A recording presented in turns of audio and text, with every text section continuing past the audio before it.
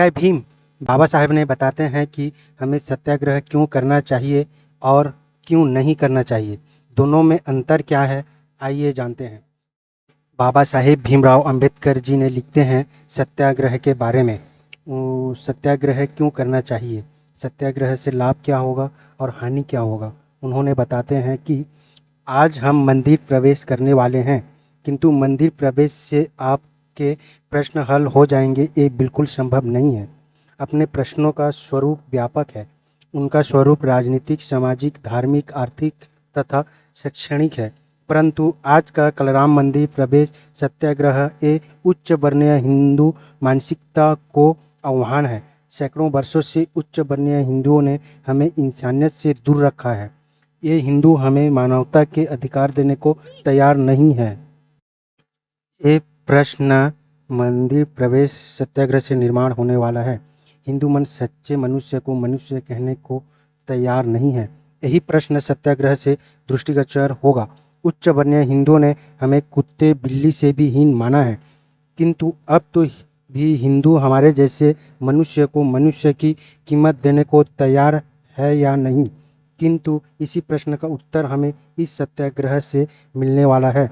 ये सत्याग्रह हिंदुओं के हृदय मंदिर में बदलाव करने के लिए है। उच्च बने हिंदुओं के हृदय में सत्याग्रह के जरिए परिवर्तन करने का ये प्रयास है।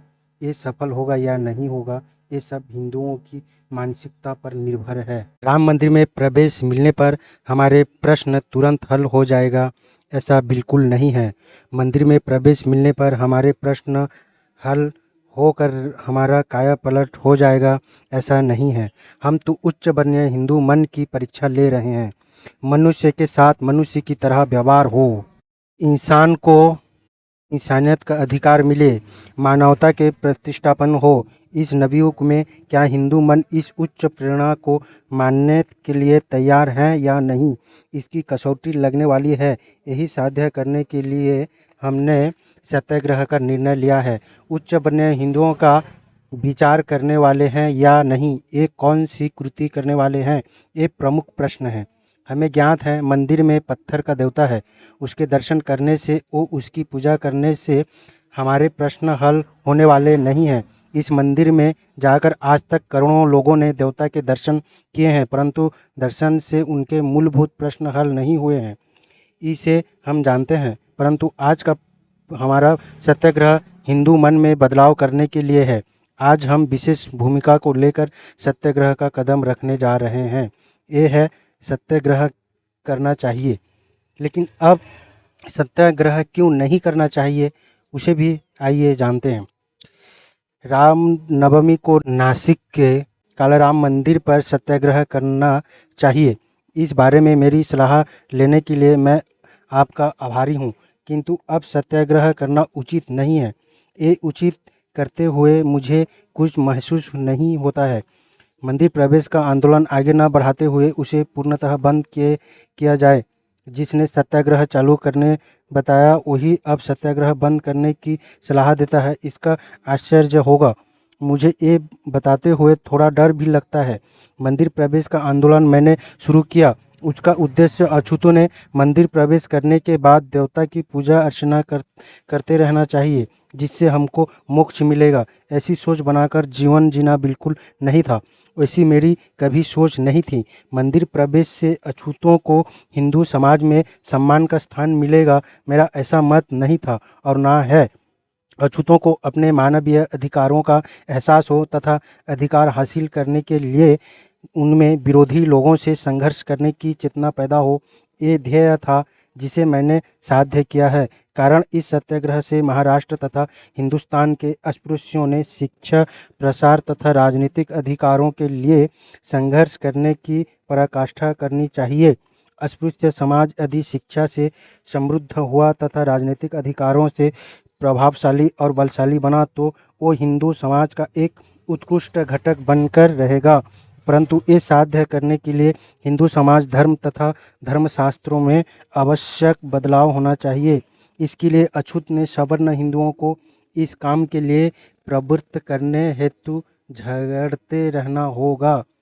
अब सत्याग्रह क्यों करना चाहिए और सत्याग्रह क्यों नहीं करना चाहिए, इसमें पूरे साफ साफ बाबा साहेब डॉक्टर भीमराव अंबेडकर ने समझाते हैं अपने अस्पृश्य समाज को, अछूत समाज को, एसटी एससी ओबीसी समाज को।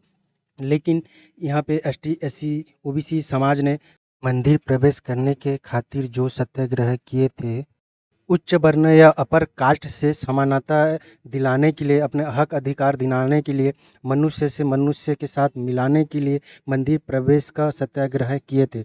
लेकिन यहाँ पे कुछ एसटी एससी ओबीसी अपने आप को बहुत बड़ा हिंदू समझते हुए वो हमेशा मंदिर के घंटा बजाते रहते हैं, भगवान की पूजा अर्चना करते रहते हैं, जबकि बाबा साहेब ने बता ही दिया है कि जब तक मंदिर प्रवेश करने से और उनको पूजा पाठ करने से कोई कुछ नहीं होने वाला है।